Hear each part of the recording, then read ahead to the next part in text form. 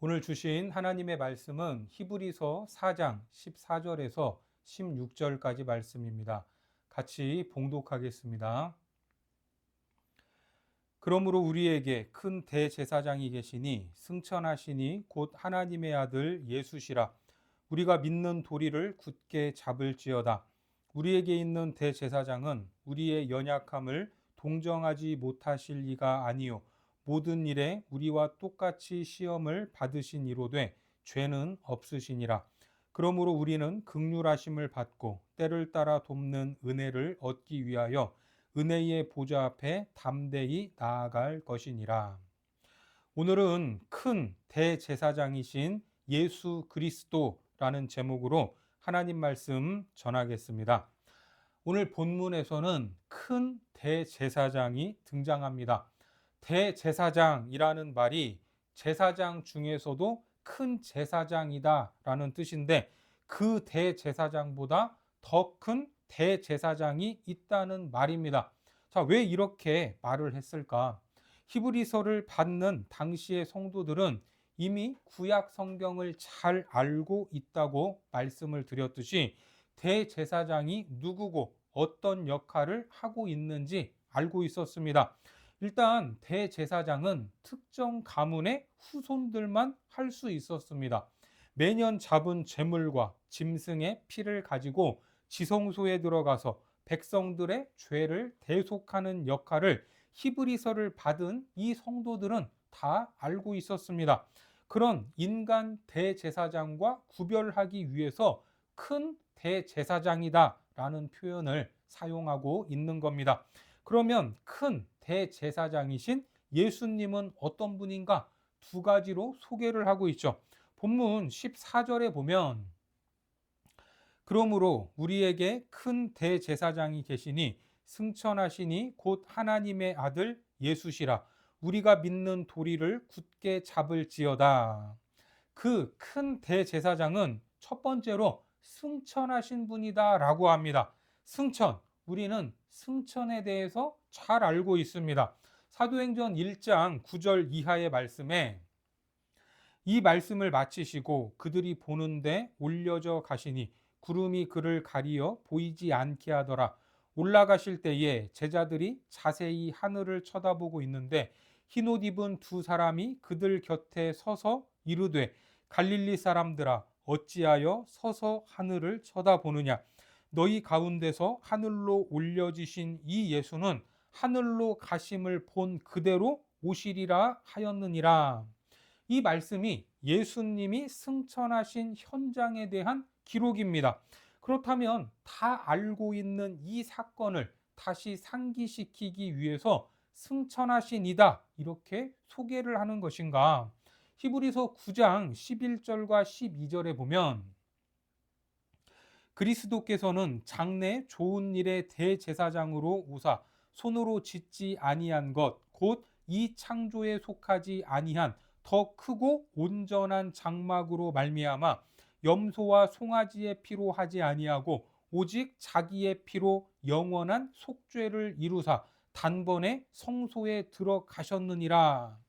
여기에 성소가 나오죠. 이 성소는 첫 번째 창조에 속하지 않은 하늘 성소를 의미합니다. 그런데 이 성소에 예수님이 어떻게 들어가셨습니까? 단번에 들어가셨다라고 합니다.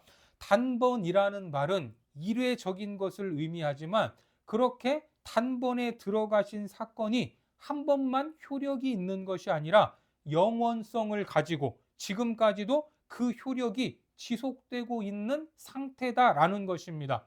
이것을 영단번의 사건이다라고 말을 합니다. 더 이상 반복할 필요가 없이 한 번에 앞으로의 지속적인 효과가 발생하는 것입니다. 그것을 위해서 하늘 성소로 들어가셨습니다. 이것이 예수님께서 승천하신 이유인데 그 목적이 나오죠. 12절을 다시 보겠습니다. 염소와 송아지의 피로 하지 아니하고 오직 자기의 피로 영원한 속죄를 이루사 단번에 성소에 들어가셨느니라. 구약 시대에는 대제사장이 1년에 한 번 소나 양을 잡아 흘린 피와 제물을 담아 지성소로 들어가는데 말 그대로 이것은 해마다 매년 반복해야 했던 일입니다. 그러니까 이 제사는 앞으로 영원히 이루어질 하늘 성소의 모형이었던 것입니다. 우리 계속해서 히브리서 9장 24절 이하의 말씀을 보겠습니다. 그리스도께서는 참 것의 그림자인 손으로 만든 성소에 들어가지 아니하시고 바로 그 하늘에 들어가사 이제 우리를 위하여 하나님 앞에 나타나시고 대제사장이 해마다 다른 것의 피로써 성소에 들어가는 것 같이 자주 자기를 드리려고 아니하실지니 그리하면 그가 세상을 창조한 때부터 자주 고난을 받았어야 할 것이로되 이제 자기를 단번에 제물로 드려 죄를 없이 하시려고 세상 끝에 나타나셨느니라.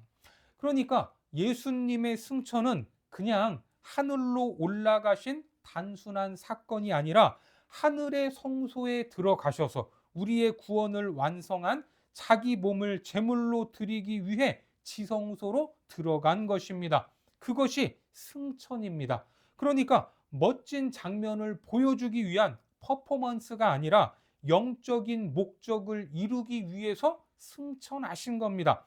다음으로 두 번째는 큰 대제사장이 되시는 이유를 보면 본문 14절에 그러므로 우리에게 큰 대제사장이 계시니 승천하시니 곧 하나님의 아들 예수시라 우리가 믿는 도리를 굳게 잡을지어다. 승천하신 분이 또 누굽니까? 하나님의 아들 예수다라는 것입니다. 우리가 많이 들었듯이 예수님은 우리처럼 육신을 입고 오신 100% 사람입니다. 하지만 동시에 그분이 하나님의 아들로서 100% 하나님이시기도 합니다. 그러니까 하나님의 아들 예수라는 이 표현은 그리스도의 신성과 인성을 표현하는 말입니다. 그분이 사람이기만 했다면 하늘로 올라갈 수 없었겠지만 하나님이셨기 때문에 승천할 수 있었습니다. 구약에서 아무리 훌륭한 대제사장이라고 해도 승천한 대제사장은 한 사람도 없습니다. 왜 그렇습니까? 그들은 그냥 인간이었기 때문입니다. 하지만 예수님은 하나님의 아들로 이 땅에 오셨기 때문에 다시 아버지의 집으로 돌아가신 겁니다. 그런데 그냥 돌아가신 것이 아니라 이 땅에 오셔서 자기 몸을 십자가 위에 제물로 드려 피 흘려 죽으셨죠. 그렇게 승천하셔서 하늘 성소에 들어가면서 모든 것을 완성하셨던 겁니다. 이것이 얼핏 들으면 헷갈리고 어려운 것처럼 들리지만 이처럼 신학적인 설명을 하는 이유는 이것입니다. 우리 다시 한번 14절을 보면 그러므로 우리에게 큰 대제사장이 계시니 승천하시니 곧 하나님의 아들 예수시라 우리가 믿는 도리를 굳게 잡을지어다. 잡으라 하는 이 말은 그 약속을 붙잡고 있으라는 말이죠. 무엇에? 믿는 도리입니다. 믿는 도리. 이 믿는 도리는 히브리서에서 강조하는 하나님의 약속, 그 언약을 의미합니다. 현재 상황에서 앞길이 보이지 않지만 무슨 일이 벌어질지 모르지만 그 말씀을 붙잡고 있으라는 말입니다. 지금 히브리 독자들이 처해 있는 현실이 무엇입니까? 동족 유대인들에게 압박을 받고 로마 제국하에서 핍박을 받는 상황으로 그 믿음이 뿌리부터 흔들리고 있었던 겁니다. 신학적인 도전과 경제적인 제재와 육체적인 고통 가운데 처해 있었지만 믿는 도리를 붙잡고 견뎌야 한다는 것입니다. 그 약속을 믿으라는 것입니다. 왜요? 우리에게는 그냥 대제사장이 아닌 큰 대제사장이 계시기 때문입니다. 그분이 우리의 허물을 대신하여 십자가 위에서 죽으시고 구원을 이루셨습니다. 승천하셔서 하늘 성소로 가시고 구원을 완성하셨습니다. 이것은 이미 이루어진 사건으로서 돌이킬 수 없죠. 마찬가지로 우리가 붙잡아야 할 믿는 도리, 그 약속도 우리의 상황과 조건에 따라서 될 수도 있고 안 될 수도 있는 것이 아니라 반드시 이루어질 일이다라는 것입니다. 하지만 지금 당장 내 상황과 환경이 좋아지지 않는다면 그분이 큰 대제사장이든 승천을 하셨든 하늘 성소로 들어가셨든 간에 지금 나랑 그게 무슨 상관이 있냐? 이러한 질문이 생길 겁니다.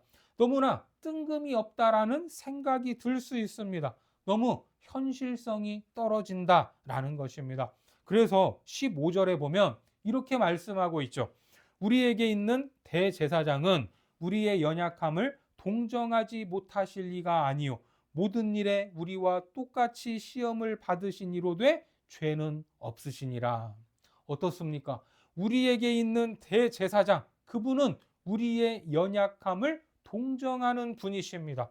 그렇다면 우리의 연약함, 우리가 가진 연약함은 무엇입니까?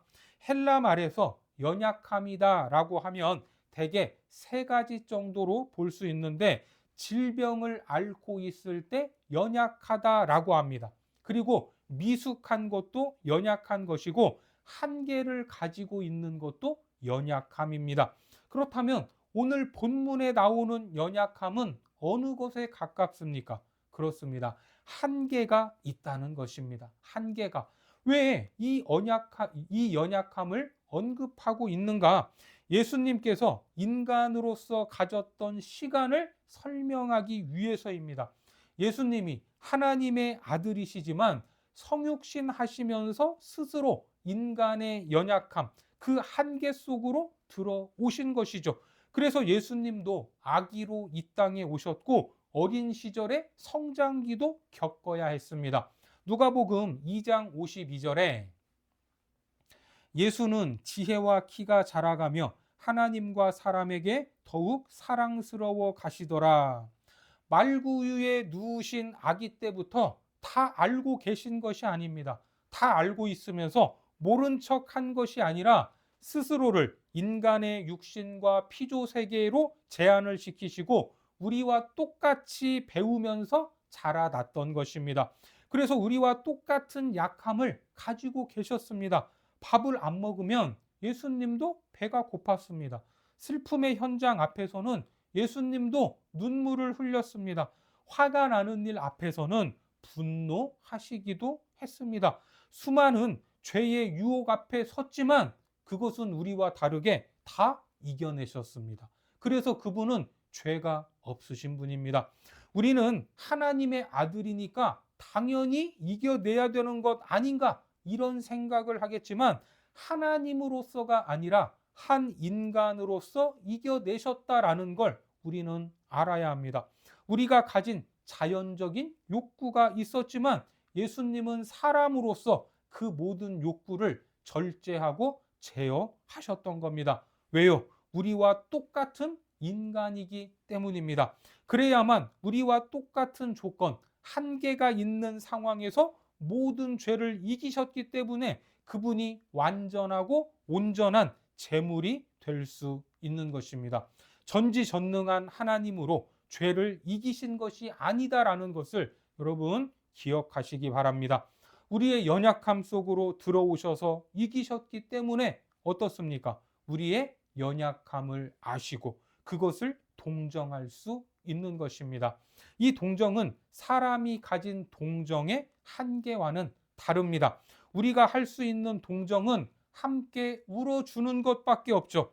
누가복음에 보면 나인성 과부의 이야기가 나오는데 남편도 없는 그녀에게 아들 하나가 있었죠. 그런데 그 아들이 안타깝게도 죽게 됩니다. 누가복음 7장 12절에 성문에 가까이 이르실 때에 사람들이 한 죽은 자를 메고 나오니 이는 한 어머니의 독자요 그의 어머니는 과부라 그 성에 많은 사람도 그와 함께 나오거늘. 이게 얼마나 안타까운 일입니까? 남편이 있어도 아들 하나는 귀한데 남편도 없이 아들 하나 키우고 있다가 그 아들을 잃은 것입니다. 그 장래 행렬이 예수님과 마주쳤던 겁니다. 그 여인뿐만 아니라 함께하는 사람들도 울고 있었을 겁니다. 사람은 그거 외에 해줄 것이 없습니다. 누가복음 7장 13절과 14절에 주께서 과부를 보시고 불쌍히 여기사 울지 말라 하시고 가까이 가서 그 관에 손을 대시니 맨 자들이 서는지라. 예수께서 이르시되 청년아 내가 내게 말하노니 일어나라 하시매. 예수님도 그 여인을 불쌍히 보시고 울지 말라 이렇게 동정을 하시죠. 하지만 예수님은 여기서 멈추지 않고 그 관에 손을 대시는데 이 행동은 당시 율법에 어긋나는 행동입니다. 왜? 죽은 것에 손을 대면 부정해지기 때문이죠. 하지만 율법보다 크신 예수님은 관에 손을 대고 죽었던 그 청년, 그 아들을 일으키십니다.